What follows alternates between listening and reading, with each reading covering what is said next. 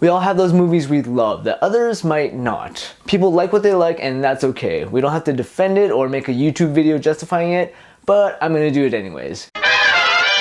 What's going on YouTube? My name's Jay Lee and I like a lot of stuff. Today I'm talking about Doctor Strange in the Multiverse of Madness. I'm still getting the hang of balancing content creation with dad life, so bear with me as I get through this backlog of stuff I've been dying to talk about. The sequel to 2016's Doctor Strange is a movie that I feel like most people won't quantify as great. I don't think it even tops the first film, to be honest. But for me and all my biases, I had so much fun with this movie and probably enjoyed it more than the first one. I've heard complaints about the pacing and erratic nature of the film, how it doesn't live up to the hype, how it relies too heavily on pre-existing knowledge and overemphasizes fan service. Yeah.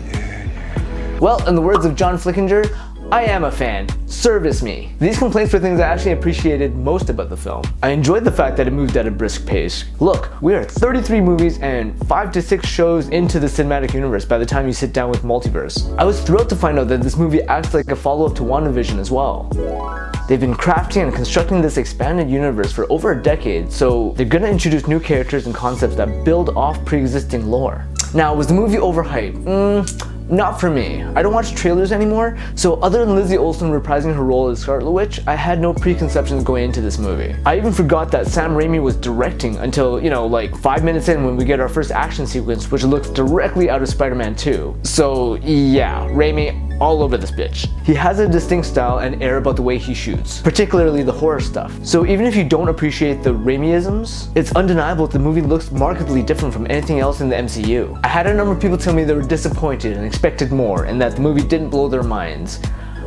If you set up lofty expectations for yourself going into a movie, isn't that a you problem? So whatever cinematic experience Marvel Studios decided to gift to me, the fan, felt like just that, a gift. I didn't even allow myself to think about cameos, so when the Illuminati scene happened, my jaw was on the floor. A real-life Captain Carter, Maria Rambeau as Captain Marvel, John f***ing Krasinski as Reed Richards. These moments hit me so damn hard, but sadly in my theater, I was the only one who audibly gasped.